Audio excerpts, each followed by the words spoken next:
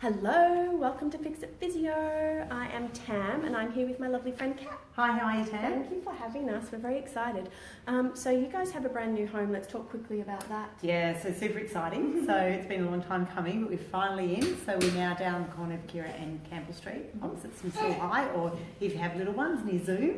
Excellent. If you go Asian grocery shopping, we're opposite Lang Wang, is that right? I think it is.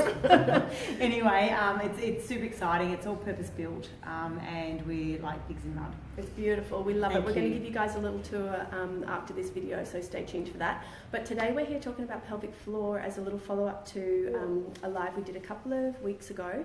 I chatted briefly about kind of a Pilates perspective and how we get mainly postnatal mums kind of dealing with reconnecting with pelvic floor and breathing.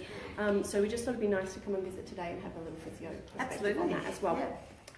Before we get into that, you've been really busy other than moving. You've been away. Can you tell us quickly where you've been and what you've been doing? Oh, I've been a bit spoiled. I'm lucky enough to work with the Aussie swim team, and I've been over in Europe with the World Championships we were just recently on. Amazing. Amazing. They're just such professionals. It's a fantastic sport to work with. The coaching staff are professional, support staff are professional. Excellent. Really good. Nice, yeah. Great. Yeah. So you know that you are in good hands if we do ever send you down here, or if you decide for whatever reason that you need to come and visit a physio, then these are the guys that you need to come and see. Okay, let's talk pelvic floor. Sorry, that's my son. We have a visitor in the background. So, pelvic floor. Can you give me quickly a physio's take on mainly healing pelvic floor? Why is it important? What do we have to deal with when we're talking about those things? So I think Sam and I have chatted about this at some other times, and I think something that's really important with pelvic floor is that it's not seen as an isolated identity, that there's other things that it works with. So we tend to look more of a system. So we've got your pelvic floor at the bottom, okay, you've got your back muscles here, you've got Jen, turn that down please. You've got your abdominal muscles through here, sorry everyone. That's all right, we're mums, we're parents. And on the top, you've got your diaphragm. Okay, so if you think about this nice cylinder, okay, and you've got your pelvic floor here and the diaphragm moves, it's a moving structure. Okay, so we need to have all those things working well together to get the support around that spine. Yeah. One of those things doesn't work well, obviously the links aren't great, and then we get problems. Yeah. So why is pelvic floor so important? It is very crucial to that part of your body, and if it's not working well, you're going to have a leaking ship sometimes, as we know, and you're just not going to have support around the structures that your back actually needs support around. Do you find then dysfunction in other areas? So if pelvic floor is weak, that might present as back pain or absolutely we do as well. Absolutely we do. So if we get someone in who is getting any back pain or any pelvic region pain, pelvic floor is something that we will always look at and see how well people are controlling that area, and especially if they have a history of having a baby, or even if they've had any surgery in that area. It's very important. And look, we even get males in this area. We've had it recently, like for example, if you have a sports person who might be a young person, they might have a testicular issue, they might have had surgery on that, go back to sport too quickly, pelvic floor not functioning well. You talk to them, look, the surgeon said it was fine for me to go back. The surgeon's talking about the wound and his surgery. He's actually not talking about the load or the dynamics around it. So I think it's really important, both men and women, and it's not just about, I've had a baby, I now need to learn how to go the toilet again. We're going to cover that a little bit later on, if you don't mind, and we've got one of the boys tuning in now. Hey, hi, Dave. How you doing? We will come back to that, so let's hold that thought. Sure. I'd love to cover that a little bit more. While we're talking about pre and postnatal, I think one of the questions that came up for us, is there anything in particular that you suggest to your clients to avoid in those kind of early weeks and months as far as loading and pelvic floor? Yeah, even without pelvic floor, there's some really interesting data that's come out more recently in the last few years. We used to think that even the hormones that come in to help ligaments relax at birth were only really there for 6 to 8 weeks. Okay. We're now seeing that is in the stream for some people 12 months. Yeah. So it's a long, long time. Breastfeeding related? We don't necessarily think so, but we don't know. Okay. It's quite, the research isn't big enough yet to be doing really good conclusions on that. Yeah. But so what we look at again is we use our objective science and control and go off that clinically. Is that individual clinically ready? Okay. I think is really important. So, I would like to see that everybody who's really active and has had a baby actually get assessed before they return to an impact sport, specifically. Netballers, the worst are going back early. Running is great. It's time efficient. Yeah. You know, you can do it with a pram, which is great for my business. But do you know what I mean? It's baby's asleep, I can do it. You know, and we're both mums. You know that you just have to get windows when you can get them. Yeah. And we understand that. It's about doing that in the safest possible manner. Yeah. So, look, if you needed a yardstick, I guess that's why that 6 to 8 weeks is thrown out there.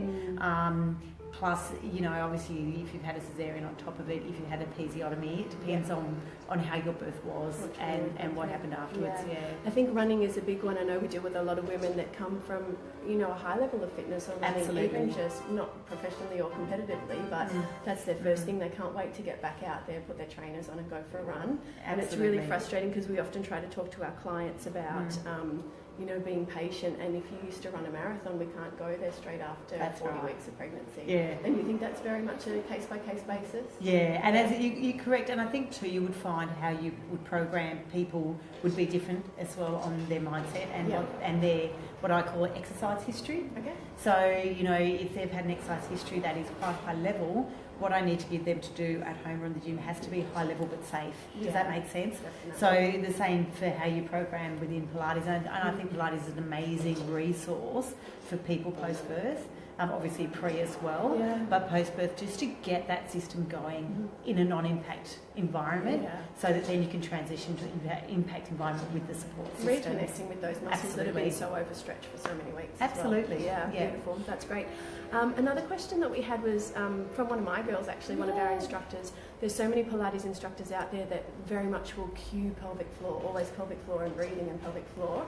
And I'm a little bit of the mindset of that could be maybe almost detrimental if we're over-cueing those muscles to be overstimulated and not always not always cueing the release as well. Yeah. Do you have an opinion on absolutely. If that could be good or bad? Yeah, and I think too, we've got to remember that pelvic floor is a postural muscle, that it's not a prime mover. Yeah. So, you know, you've got to exercise in the manner of what it's actually meant to do.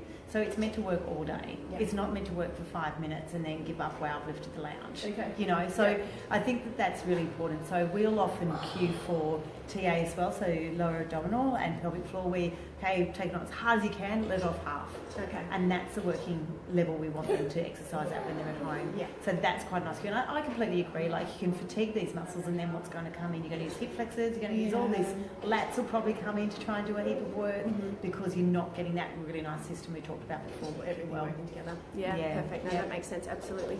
So you talked briefly about males and, tighter overactive pelvic floor. Can you kind of revisit that for us as far as how would the boys know, or where would the boys start if they think they might have a little issue going on? Yeah, I think you're quite right. It's something that isn't talked about enough. You know, even like we had a barbecue a little while ago, and the boys are all went to school together, and one of the boys piped up, okay, so who's had their prostate checked? And it was like, oh, come on, you don't talk about that. and I think that, you know, women, and we all turned around and said, settle down, we've been having pat smears since we were like 15, get over yourselves. And they were like, oh, and I think a discussion needs to be around it. It can happen, and it is not normal. Normal's the wrong term, but it is something that is relatively prevalent. Yeah. And I think guys aren't.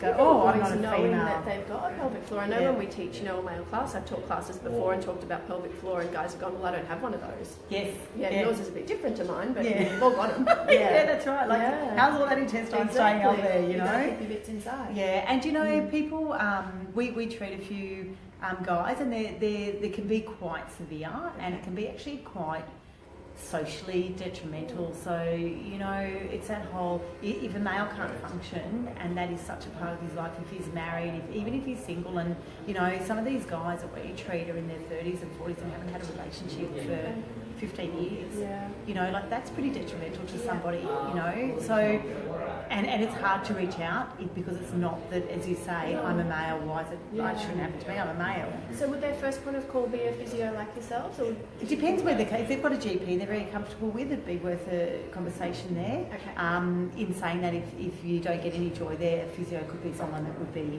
quite good to talk to. And then depending on the severity and depending on what results we can get, there's then some specialty programs that were designed mostly in the States, but there's a few people who are doing it out here now in Sydney. Excellent. So it's something that we do see a bit of, but as you say, not very well talked about. Yeah, and I guess identifying those problems, you know, for the girls it's a little bit different. We talk about it, we've had a baby, we think we're not that we expect there to be a problem there, but it's a little bit more exactly right every day. Exactly right. Okay, so just identifying what those problems are. That's right. That's right. And they're very much more about that overactivity, whereas with women it's more about the inactivity. So, you know, it's a little bit of a different situation trying to downtone compared to uptone. Yeah. So we're looking at the two spectrums of what can happen around that area of your body. Can we talk about that with the girls then as well? Because before we did the last Facebook Live, hi Amanda, thanks for tuning in. Talking pelvic floor, good timing. I spoke briefly in the exercises that I did in the last live, talking that they were for, you know, no major prolapse, no major dysfunction and problems going on down there. That's a very different problem, you know, dealing with underactive pelvic floor as opposed to dealing with overactive pelvic floor. Correct. Would your approach as a physio be quite different as well? Yeah, correct. And I think one of the things that we will always measure post-birth is separation. Yeah. And depending on how much separation is there will depend on which exercises we go through and where we start, and then also whether we're needing to do any support through there as well. So whether we're ordering any shorts for people like SRC shorts, or whether we're doing any actual just control support during exercise. So I think that those two areas always need to be looked at together. So someone could have this great pelvic floor, you know, able to stop midstream, able to hold 500 mils before going to the toilet, all of that sort of thing, able to, you know, bounce, you know, on the trampoline with the kids. And be fine, but it's actually their anterior that's letting them down. So it's about marrying that whole picture up. So it all works together, doesn't it? Exactly right. Can you tell us about your shorts? Oh, they're not my shorts, but this is a product that we actually use here. I'll just put that in. Okay. I heard about these guys, but I didn't actually get to use them. Yeah, so these guys are fantastic. They're all individually measured, and there's 3 different types. You've got one that are more like just your active skins once you're fully back to normal. You've got a post-birth one, and the post-birth one comes quite high, so it actually helps to support through that midsection when you're going back. So when you don't have your core, for want of a better word, working well for you, it works on top of it. So it's like putting this beautiful little wrap around that supports that area. It's like lovely. So why would you do that? And a lot of people go, oh, but won't that mean that your core won't get better? No, it's actually allowing you to work in a manner to get strong, but in the right context. Remembering that healing process is a slow process. Exactly as right. Well, giving that support that you need for the first few weeks. Exactly right, yeah. And then this one, I don't know if you can see the lady here, but she's actually pregnant still, and she has and it comes up and supports underneath the belly. And they're so much better than, like, you can go and get an SIJ belt and things like that, but we found the shorts were a lot more comfortable once you sit. Sometimes those belts will dig in when you're sitting. They might be really good standing, but not fantastic when you're sitting. So we've just found over time they're the best option to progress through pre-birth to post-birth. And we've had women who weren't able to walk from their car to here without being crippled when they're pregnant. With pubic pain. Yes, and then when we put the shorts, so we're just like, wow, how good is this? They're walking their dog. So, you know, it's something quite simple. Obviously, they did some other things with them, but it was just that, like taking our hands home and, you know, so yeah, you need it those was tools you need just to find that support. Yeah, absolutely. We are so lax. Yeah, absolutely.